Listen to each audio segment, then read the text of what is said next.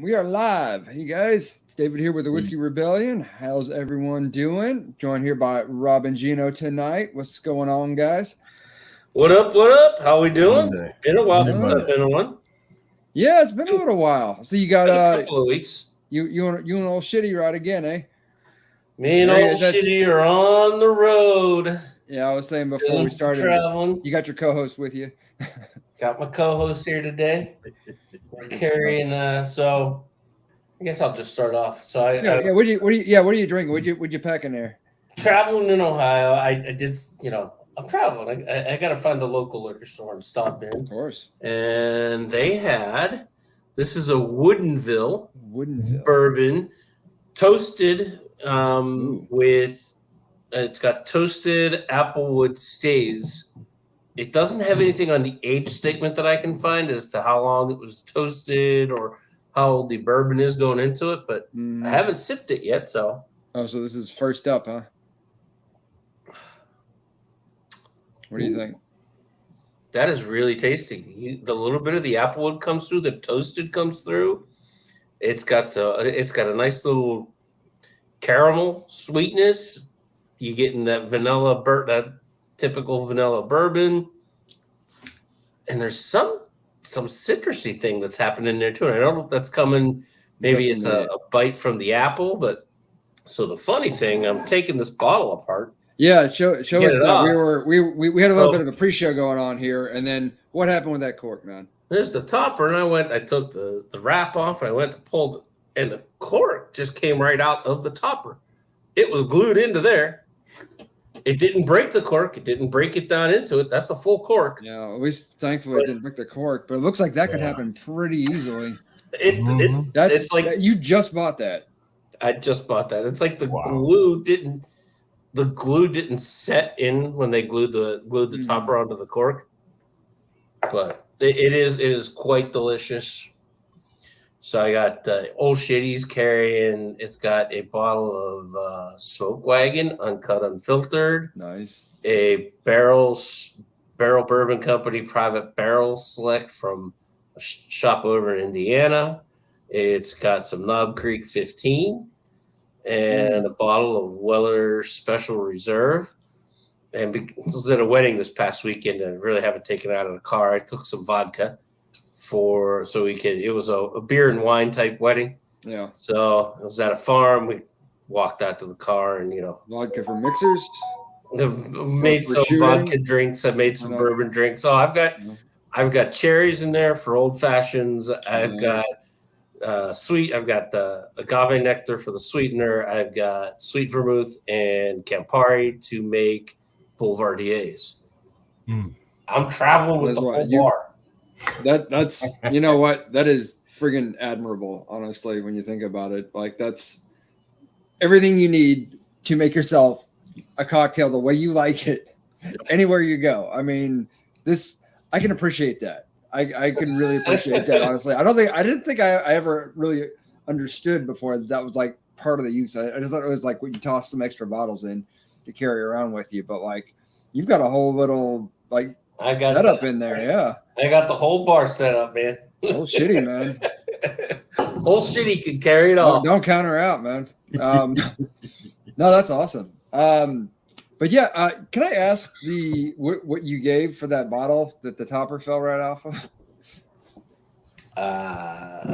That was a $99 bottle. Jeez.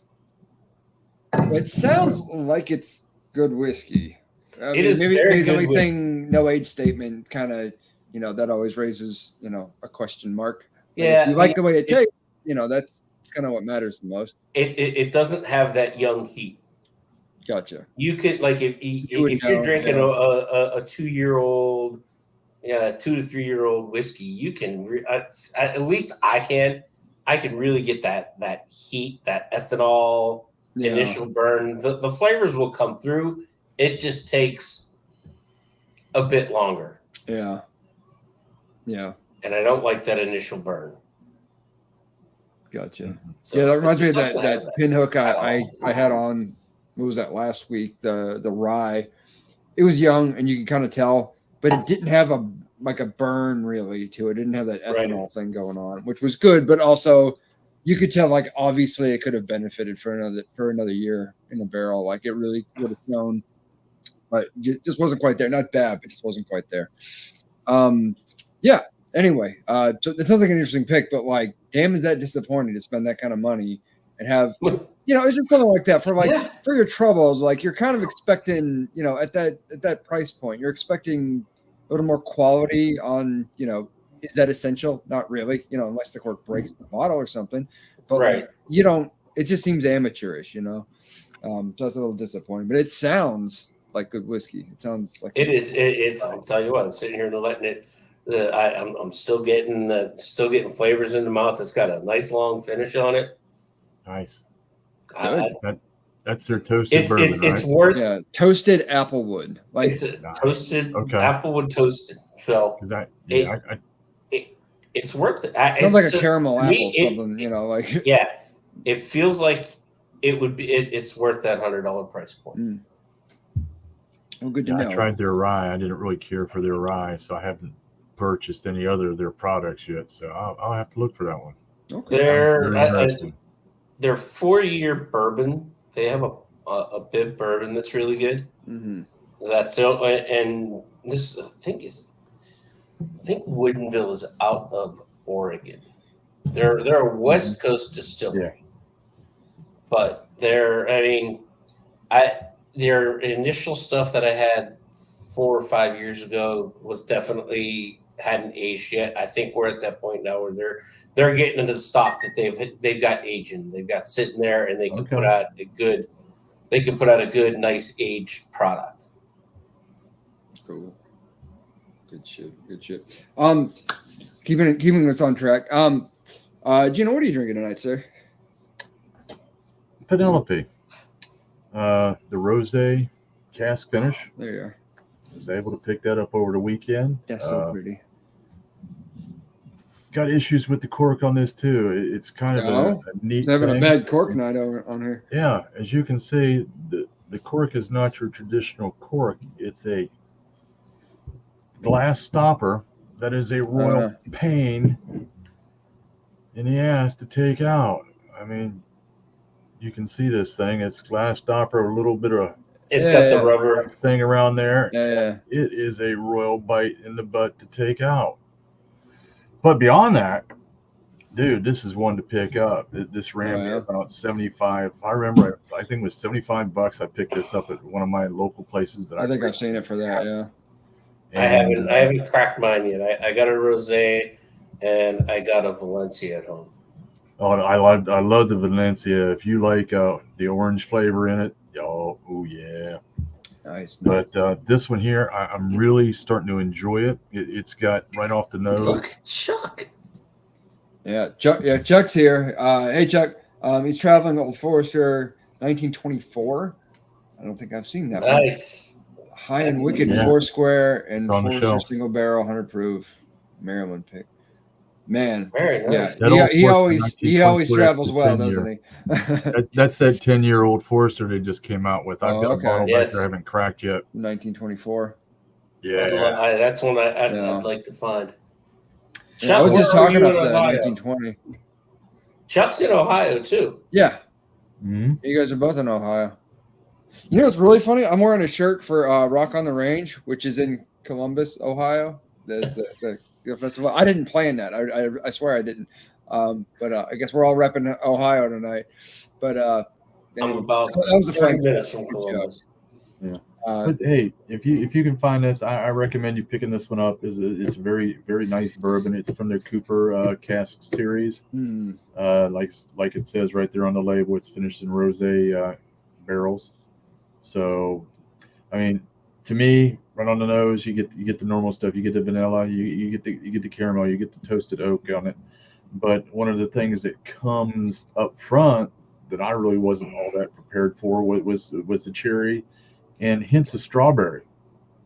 And the strawberry and the cherry carry through on the taste. Is that from the rosé cask? I believe so. That's where I think that's coming from. The cherry is really prominent on the tongue, on the palate, but around the edges, you know, how you get that little bit of tang from you know, like eating a fresh strawberry. Okay. You know, I could see that off of a rosé. Maybe not. I mean, there, and I'm not versed in wine, but like with that cherries. And what really is kind of neat, I'm not a super fan of cinnamon because I've had some that's like, yeah, you're just drinking liquid cinnamon. And I'm not talking about the Fireball product. I'm talking about other different products. Like the Amberon I'm or not whatever. a big fan of a lot of cinnamon, but this has a very light touch of cinnamon that's kind of present on the palate and on the finish, which is really kind of pleasurable the way it melds with that. It kind of bounces out because it seems like it could almost be too sweet otherwise. Yeah, and it is very. I find it very nice. I'm gonna have to see if I can find another bottle of that because this one may not last long. Yeah, nice. Hey, Chuck. Yeah, I was about to say you should go to Middle West. You need to shoot me a DM because I am in Springfield as well. You guys should be drinking together tonight. What we should be drinking together. What the hell? How can y'all be this close? 2 or 3 days. Have you guys ever met in person? No. Fix this. Fix this tonight. The two of you. We need to fix this probably tomorrow and let the tonight or tomorrow, whatever. Yeah, but you gotta. We need to fix this and have a drink together, Chuck. Yeah, shoot me a DM. Chuck, I hope you heard that. Anyway, yeah, no, that's awesome. And you know, yeah, it sounds like a great bottle. And one I've seen, but I just budget wise and all that stuff. It's worth it. It does sound like a good one for sure. I think it's worth the price point. Yeah, no, I wouldn't disagree. And Penelope's pretty well reputed. Less well reputed. Well, no, it's not poorly reputed. I'm a big fan of Chattanooga whiskey in general. But in keeping with the theme of tonight, in which I titled the show Mr. Unpopular, about things that are, you maybe like, but doesn't so much play with maybe your buddies or just in general as like a not popular pick. This is the Chattanooga Whiskey's Scotch cask. Which I've had on the show before, and you guys have heard me talk about that. It does have like a very smoky, like slightly peated kind of palate kind of thing, and a lot of people just fucking hate that, which I can understand, where people are coming from. But it is, more or less like a guilty pleasure of mine, something that I enjoy, even though I know obviously it doesn't necessarily play well with other people. It's like bringing up Jack Daniels on this show. Like you're gonna you can't say you even like at least single one barrel person. rye or something, normalish or like the what is it? The triple mash one is actually pretty good. But like the triple mash is really good. Compared to the bonded, the BIB is like just the same. The bonded is just 10-year. Number 7. Yeah. But the triple mash is really good. Yeah. It's nice. So stuff like that. So like I picked it up, like what is the thing that you like that other people don't really like or not crazy about, or you just can't get them into, but it's like your kind of thing. So for me, obviously it's the peated whiskeys and peated scotches, of course, are one of my guilty pleasures. Another interesting one I didn't pick it up. It was actually a gift for my fiance. But we opened it this weekend because never had it before. She likes tequila. I'll amend that. She likes to shoot tequila. Like she doesn't really like to drink it. It all pretty much tastes bad to her, but like she can get it down, and that's what she likes to drink when she's going to take some shots, right? So it was the Don Julio 70. Again, don't know a lot about tequilas, but I don't think I've ever had a better one than this, and for a lot of people, obviously, tequila is just not a thing in general. And I found a couple that I've found like tolerable. This was good. Like this was really good. I was getting ready to shoot it, and I was like, I'm gonna take a little sip of this, and I'm like, this is friggin' good. Actually, I am a little surprised. I'm just gonna take some time, and you have to, appreciate the fact you're with a different beast, and it's not right. It's not whiskey. Don't treat it like whiskey. It's not gonna act like whiskey. But within that, like this could be a thing I could get in. I mean, not at the price point I couldn't, but like this is a thing I could definitely appreciate. That it was good stuff. But I know that for people who don't like tequila, you can't even talk about tequila without the faces and the judgment and all that stuff. Yeah. But people compare when you talk tequila to people, they all think Jose Cuervo, gold. Cuervo and and Eat the Worm and oh my god, the giant bottles of the 1800. No, I of course we used to vacation a lot down in Mexico, and I did a lot of tequila sampling. And I got to the point where I would keep it in the refrigerator, just keep the bottle in the refrigerator because I like it, and I find it's better sipping if it's cold. Yeah. And you can just sit there and just sip on that. Some of the ones that I like the best was Hornitos or Centenario. I love that. I like Don Julio. I prefer the Reposado, but this 70 is very nice. I've enjoyed that myself. And you're right. There's a lot of people that's like, oh, tequila, you got to break out the limes, you got to break out the salt, and you got to have the shooters and stuff. You don't. Yeah. Because, you shoot tequila. It's a bar activity. Like from your whiskey or beverage of that nature. You can sip it just like the rest of them. And for like your fiance that she just likes the shooters, try taking the tequila that she likes, mix it with a little bit of pineapple juice, and I'll bet you'll find out she enjoys that drink. It's very simple to make. Just a little bit of pineapple juice, a little bit of tequila. Have her try that, and that way she's not having to shoot it all the time. Okay, that's something she can I'll bring that up. But yeah, I'll talk to her about it. Yeah, I'm always. I introduce people to different tequilas. Like you're shooting this stuff, and it's not even good. Like at least try this. I'll be like, you can't enjoy a shoot, like a nice rum or something like that, and like she just can't stand none of it. Like she's not having none of like fine. Tequila's your thing. That's gonna be your thing. The thing about the shooters is you don't enjoy any of that. The only thing you're doing, man, you're just trying to get drunk faster. Yeah. Yep. Chuck says he's gonna be in Springfield on Wednesday. By the way, Rob. So see that. All right, Chuck. I need a photo of the two y'alls together. All right. Like, you need to make this happen. Yes.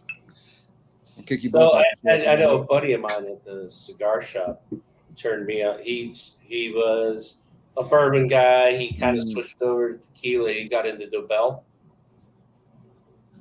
the higher end Dobel. Mm-hmm. So I was kind of sipping on that one. I was actually impressed. I'm like, I could see myself drinking that. That was tequila. It's a good change of pace, man. Yeah, and I think it's something nice to do, something to change up the palate if you're just kind of gotten ho hum and used to everything. Like, just do something different, which I've said for years on this show. I embrace a larger view of the force, so to speak. That I don't limit myself to just whiskey or bourbon or whatever. Like, it's just what do you got that's good? Like, I'm willing to try different stuff. A lot of it I ended up not loving, but like that's the point of trying it. No, it's like anyway. If I want to sit and do a lot of day drinking, just simple, nice, easy day drinking.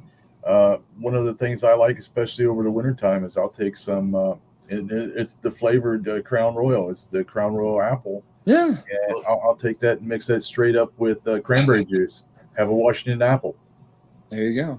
Rob. See, this is the interaction I was looking for. That's what we're talking about. Here's the thing I like, and everyone else go, ooh. But see, I can take it and sip that all damn day long and enjoy it. All of the flavored Crown Royals to me just have a really artificial. Yeah, I can't do it straight. I can't get past it. Yeah, I can't do it straight, but I'll mix that with cranberry juice, regular straight up cranberry juice, and I enjoy the hell out of it. I tried and I asked somebody like the Crown Blackberry one that everybody wants right now. It's awful. It is awful. Like, somebody just took some chemicals that tasted like blackberries and made this dark. It's like they put it into the bottle. Put a bunch of Jolly Ranchers in the bottle and took it up and called it good. Yes, it's Dimetap. That's probably what it is. You put that little grape Dimetap in there. And I like stuff that's black cherry normally, like just the flavor. I mean, not in that kind of way, but like. Gino, I would rather drink Dimetap. Well, that's for the blackberry, but like I said, I do enjoy the Crown Apple with cranberry juice. I can't do it straight. I can't do any of their flavored stuff straight, but mixed with the cranberry is delicious. I find it delicious. All right. Well, good. Yeah, do your thing. Don't what's the expression? Yeah, don't yuck my yum. It's all good. As you like, don't no, you don't have to shit on it just because it's not your thing. But anyway, so again, you guys know my guilty pleasure for Eugene. I guess it's the crown apple and cranberry. Yeah. You know, that's your jam. That's what have you. And Rob, what would you say? Like a guilty thing, something that other people, generally speaking, are not going to enjoy that much, but you like it. It's your jam. I really enjoy sitting out on the patio with a cigar and drinking, a Sandeman's. They have a 10 and a 12-year tawny port. And I know a lot of people, it can be very, very, it can be really sweet on the palate. Tawny port. Okay. Yeah. I have, this is one for me where I go, I have had a very bad relationship with port. So it was an abusive relationship. But it was brief, at least. You've got to get the stuff that's aged a few more years. Yeah. It tends to be a little more refined on the palate, a little smoother. Or just, don't drink a whole bottle when you're on a cruise ship. That's probably a really good idea. There's that too, That my knowledge is I 100% did that to myself. Yeah, that's.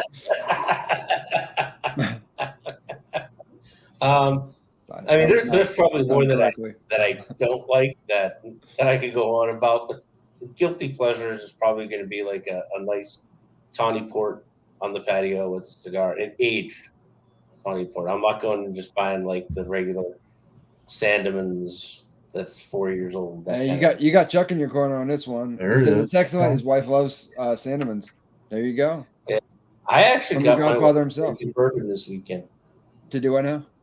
I actually got my wife drinking some bourbon with me at the Really? Would you get her to try? She has a tough time with it straight. It gives her heartburn, but she likes a good Jack Daniels and ginger ale every once in a while. I'm like, well, get rid of the Jack Daniels, and we'll put some Weller Special Reserve in there. Nice. And that's what she drank. Cool. A couple of nights in a row, sitting in the hotel room while we got done. Like, get back to the hotel, have a couple of bourbons and gingers while I'm sipping on the straight stuff. It was a good weekend. I was like, all right, yeah. She did drink, and she really did enjoy it a couple of years ago. I got a bottle of the Basil Hayden dark rye. Nice. Okay. It's the one that it's been a long time since I've had it. Yeah. It's a blend of port and their rye. It's not even an age. It's a little bit of a port blended into the whiskey.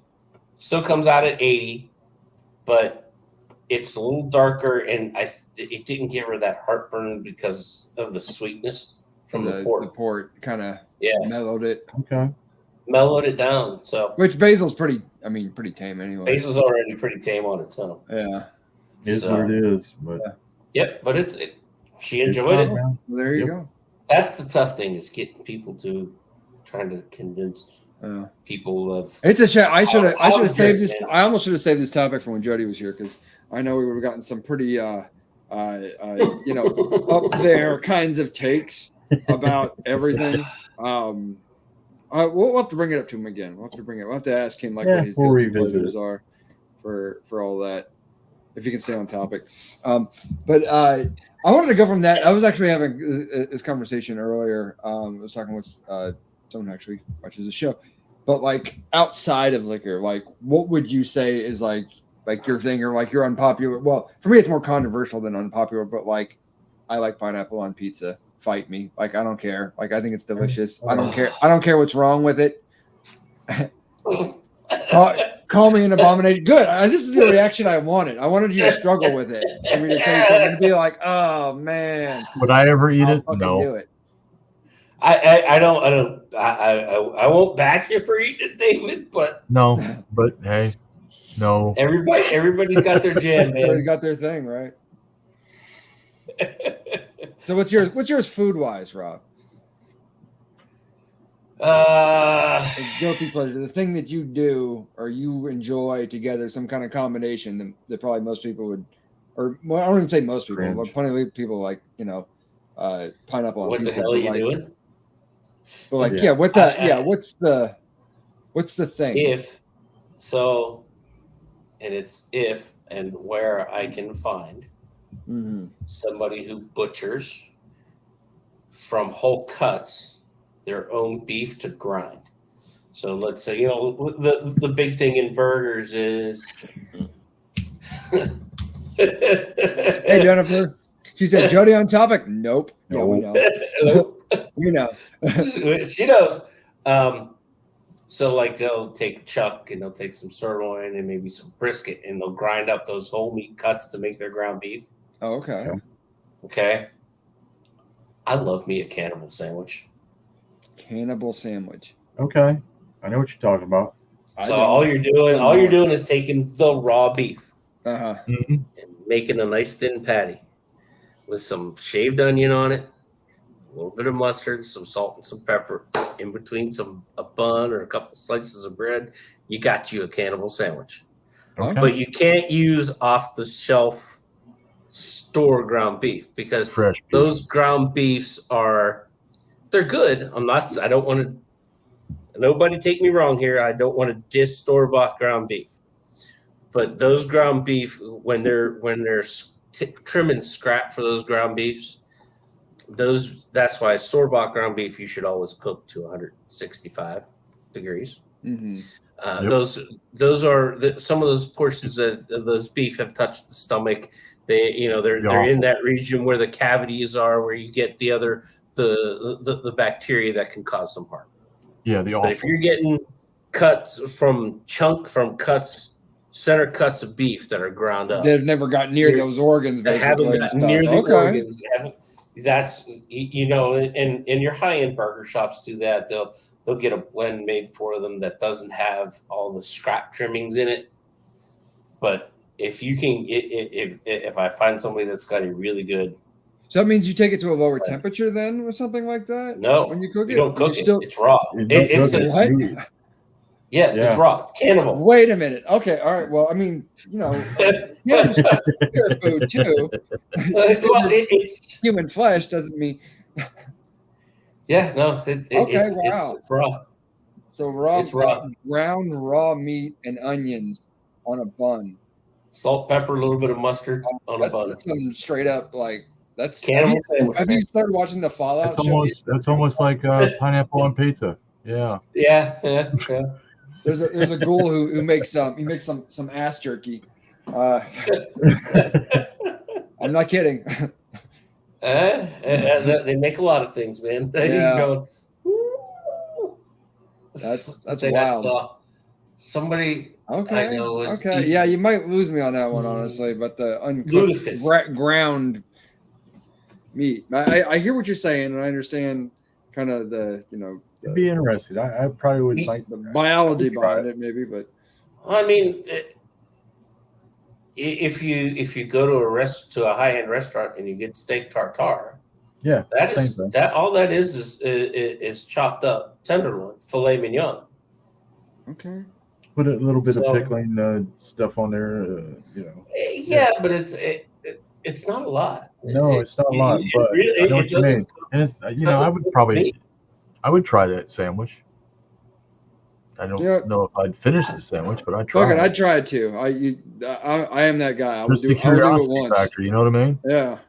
Yep. I'll have a cannibal sandwich. Oh yeah. Yeah. Lutefisk. I might not want to think about it too much.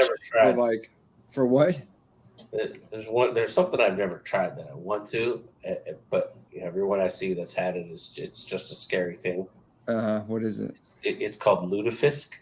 Lutefisk. Lutefisk. It's a Norwegian, Finnish, Scandinavian. So they take. You've seen salt cod bacala. Okay. So they cure the salt cod, right? You get your dried cod. Yeah, they're like their weird fish up there for sure. They soak it, right? They bring it. They strain off the soaking waters. Then they soak it in lye. Yes, lye, the stuff that you make soap from. Then they drain it again and rinse it and soak it again in water to bring it back up, and they cook it. And it's supposed to be actually pretty good. But it's got a very heavy, funky fish flavor. This with it. I have a video of a friend of mine who ate like pickled herring once. I thought I was gonna herring lose is it. not bad. Yeah, It's but not like pickled bad, herring, it's like the weird. chunks and the Yeah. like that with it's it. I was weird. like, "Nerd." That's It's weird. It's not bad. It's weird. yeah. I mean, I've been out to There's some weird ass food out there, California. like haggis. Like Oh, yeah, haggis. no. I would love to try haggis. I would I absolutely. mean, love I would to try haggis. it. I would try it, but like, is this sound like a thing that I would like on a regular basis? No. There's nothing. This like is a bucket taking list kind of a thing. all of the Sheep intestines or whatever, and the kidneys and the heart, and grinding it all up and cooking it with some oatmeal and stuffing it in the stomach and cooking it more. I would dig that.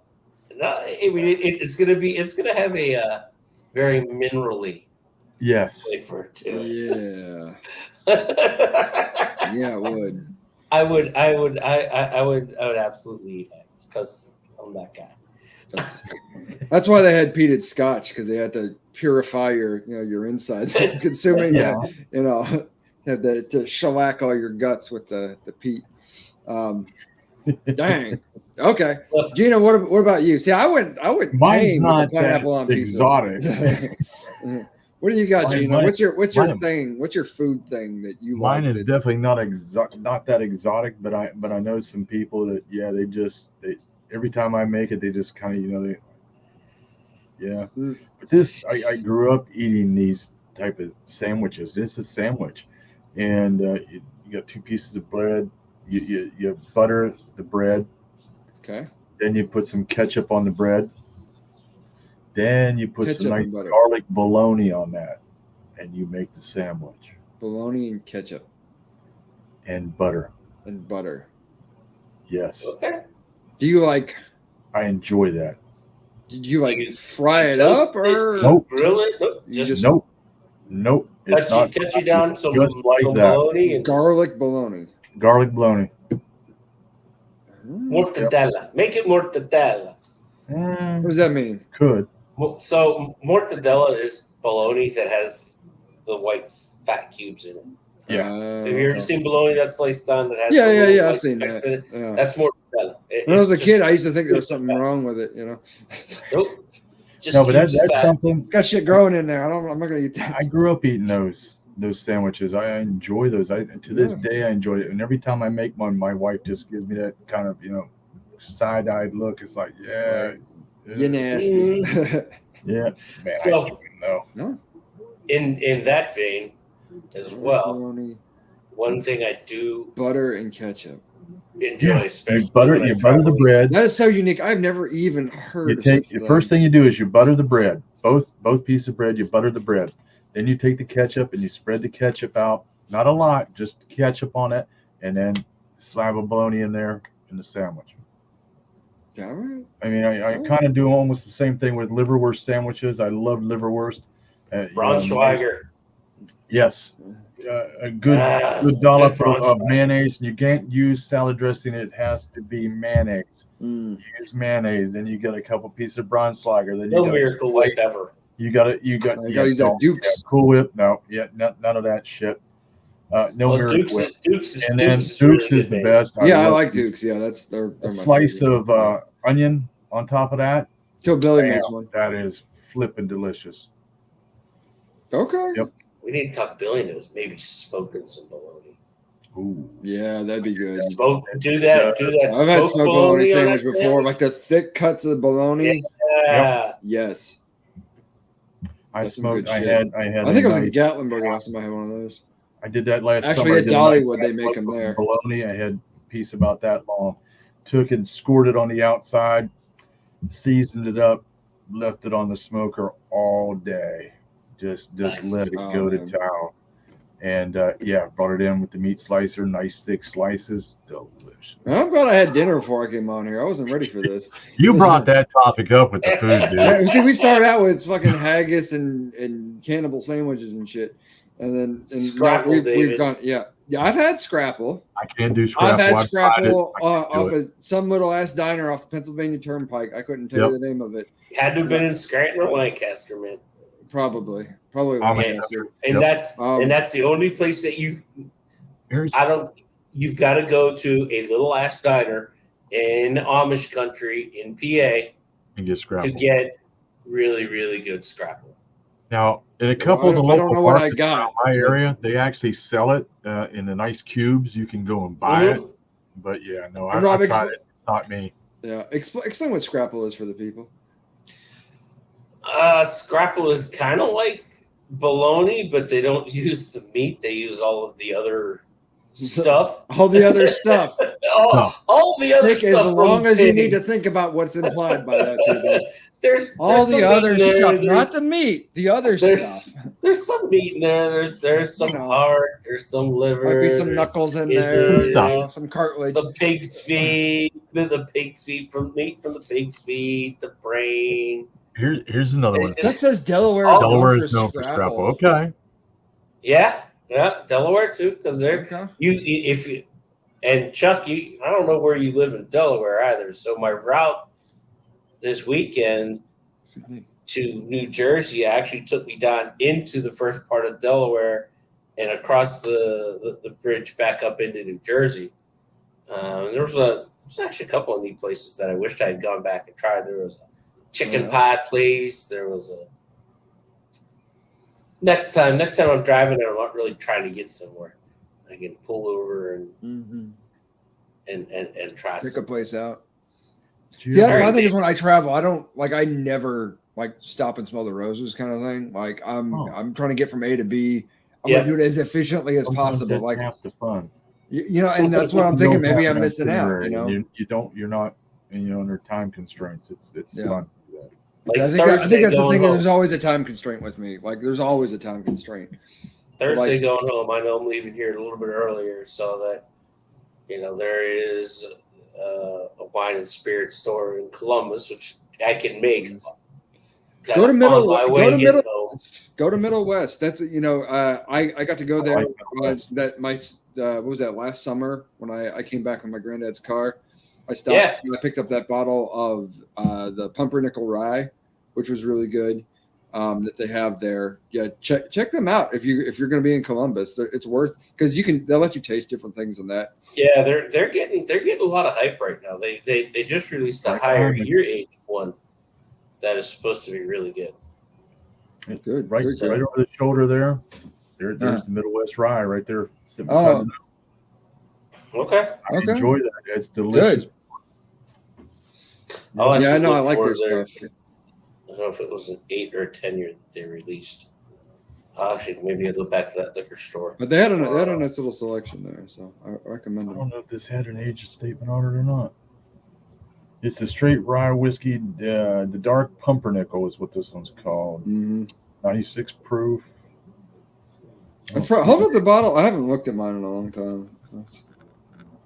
That looks like the bottle you got. It might. Yeah, I think that's the one I got. Yes. I think I have that bottle. I find it delicious. Yes, so did I. So do I. I still have it. But yeah, I don't see an age statement on it anywhere. Yeah, Gino, especially you got retirement coming up. I could see a lot of travel where you're getting to stop and smell the roses, so to speak, rather than being under such a time constraint. Yeah, pretty soon there's going to be no time constraint, especially during the summers. My wife is a teacher, so yeah, there's going to be a lot of travel. Perfect. Yeah. That's So in the pre-show we talked about, I'm here helping this account out, and one of my coworkers just joining me tomorrow. Just sent me a screenshot of a text. It's you just have to take things one. Are you fucking kidding me? At a time. Boy, does that describe my current situation in my job. I won't get into that, but I wholeheartedly agree on that one, man. Take this. Are you fucking kidding me? Like, what is it? Are you fucking shitting me at a time? Like one at a time? You just got to take things one. Are you fucking kidding me at a time? Nice. Those are words to live by, truthfully. Jeff said he's outside Newark, Delaware. Cool. Okay. That's his home May have piece. gone through there. Yeah, I don't know Newark, but I don't know. I know he drops down a lot of time because I'm familiar with the Eastern Shore down there and some of the shops that he goes to in Easton and that Salisbury and all that stuff. So yeah. I think Newark's in that general side of the state, I guess. Gotcha. I don't know. Yeah, my experience with Delaware is limited to like Rehoboth Beach and like that kind of area. It's over there. It's a little state. That's where Sleepy Joe's from and all that good shit. Yeah. Yeah. Well, I'm googling where Newark is. But Hey, Dave, here's a good one for you. You like pancakes? Yeah. I probably went through freaking Newark. Take hamburger, fry up some hamburger, and top your pancake with the hamburger. Hamburger on a pancake. And then maple syrup over the top of that. Give that a try. That's an unusual thing. Yeah, it is. There are. I'm down for that though. That's poor. You don't have sausage, man. You just use hamburger. Yeah. You know what? That's about my speed these days.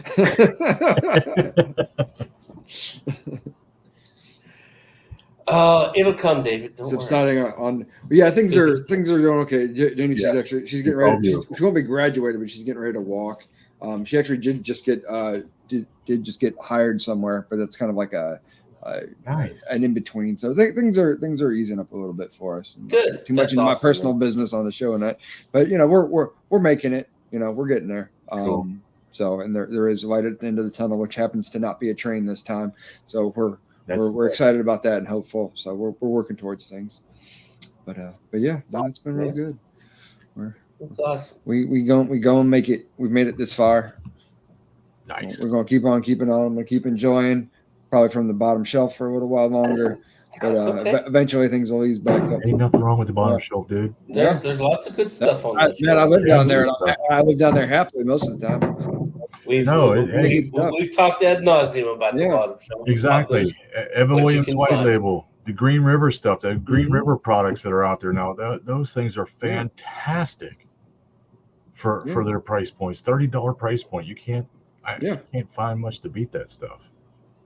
Yeah, it's great thing. You can get a lot of stuff down there. Wild Turkey 101. And the beautiful thing about it is it's available because people walk right past it looking for the Blanton's, looking for where's my Blanton's bottle? Oh my God, there's Eagle Rare. I gotta go chase this down. And there's all this other stuff that's sitting right there, just plentiful. Yeah. You know what in PA, what I'm starting to see more of is people are not getting. They're not taking the actual Buffalo Trace now. Like it's actually sitting on the shelf for an entire day or a day and a half instead of just everyone snapping up Buffalo Traces. Yeah. Well, and I think what they're finding out is now, and it seems to me Buffalo Traces really release some extra product into the market.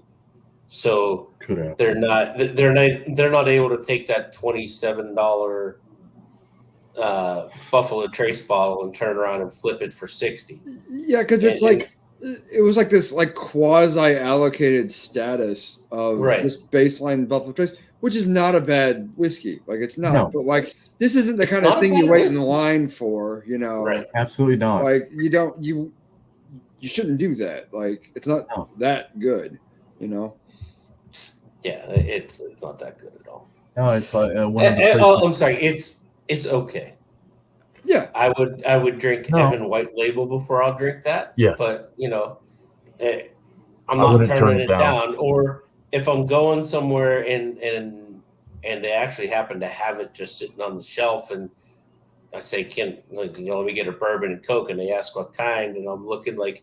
Yeah, if it's that or Jack Daniels, we're gonna do Buffalo Trace. I'll take a Buffalo Trace and die. I can do that, or Buffalo Trace Old Fashioned. I'm okay with that. Yeah, there's nothing wrong with it. But I think to that point, maybe there are companies that like want to have this product where like everyone can have it instead of having to this like again semi-allocated kind of status that it's been in, like where it's weird and it's like $50 for a bottle and it absolutely shouldn't be, or like, you know, like a Sazerac Rye kind of thing. And it's like, why are you doing this? Or like a McKenna 10, like it's decent, but it's not, you know, it's fine. This isn't one of those. And now there's so many that are on that tier where they are truly allocated and everyone's fights about it. And so, you know, when you do the crotch shot and all that stuff in your car, like, you know, no one's going to do that with a bottle of Buffalo Trace, or at least I would hope not, right? Because you don't get that status out of it anymore. So